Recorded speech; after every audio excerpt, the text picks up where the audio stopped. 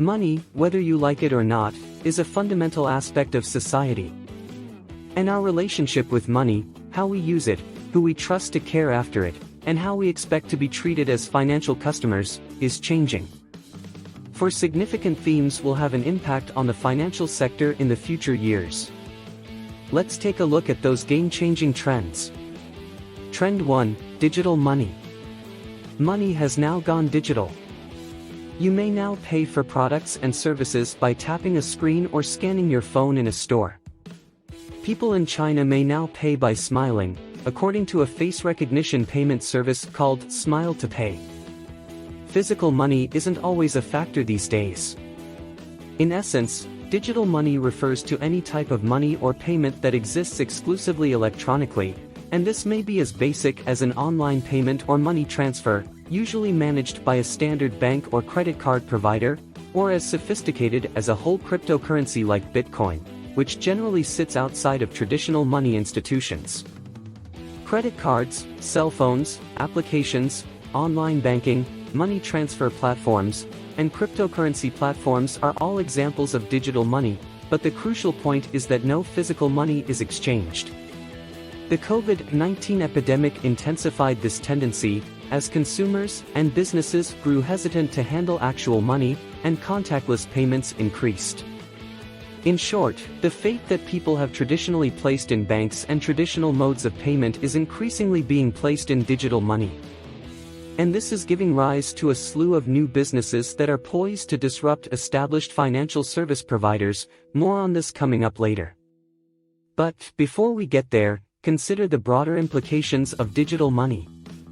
Trend 2, the future of money. Will physical money disappear? The digitization of money is forever altering our relationship with money, to the extent that physical money could disappear entirely.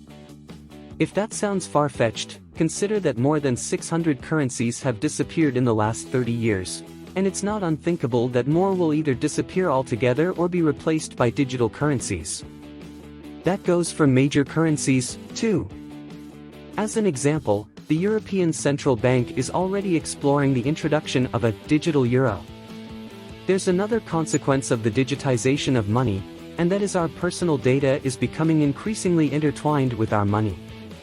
In the future, even more of your personal details, for example, whether you're a student or a homeowner, could be embedded into your money and transactions. For instance, payment systems could become largely invisible, and payment for goods and services could be taken automatically based on your identity. This is pretty transformative stuff, but it also carries with it enormous risks around data security and identity fraud. Trend 3, the rise of finance apps. Facilitating this new wave of digital money are mobile payment apps and so-called digital wallets, typically app-based services that allow users to pay for things, for example, via contactless payments, and transfer money to others. What's really important about this trend is many of these apps and services are being offered not by traditional banks but by tech giants and digital native startups, such as Apple, Google, Samsung, and PayPal. Powered by data and AI capabilities, this new breed of fintech providers is threatening the long-established monopoly that traditional banks and financial service providers have over money and payments. In just one example, PayPal-owned Venmo processed $159 billion in payments in 2020, representing a 59% year-on-year increase. Just think how long it would take a traditional bank to achieve that kind of customer growth. It's astonishing.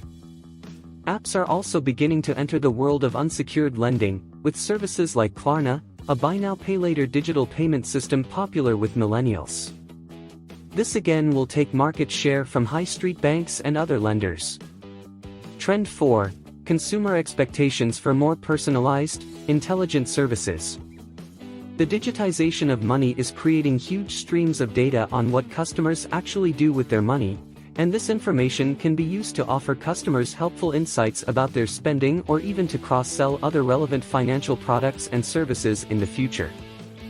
As an example, independent UK bank Metro Bank has an intelligent tool called Insights, which analyzes customer spending patterns and makes predictions about whether a customer is likely to exceed their credit limit before their next paycheck or whether an unexpected expense could push them into the red. This is the sort of personalized, tailor-made service that banking customers will increasingly expect in the 21st century. This trend is so significant that a PwC survey on technology and finance cited customer intelligence as the most important predictor of revenue growth and profitability. Bottom line, customers expect these intelligent services, and if traditional providers don't offer them, you can be sure the tech giants and digital native startups will step in to fill the gap. Thank you for watching.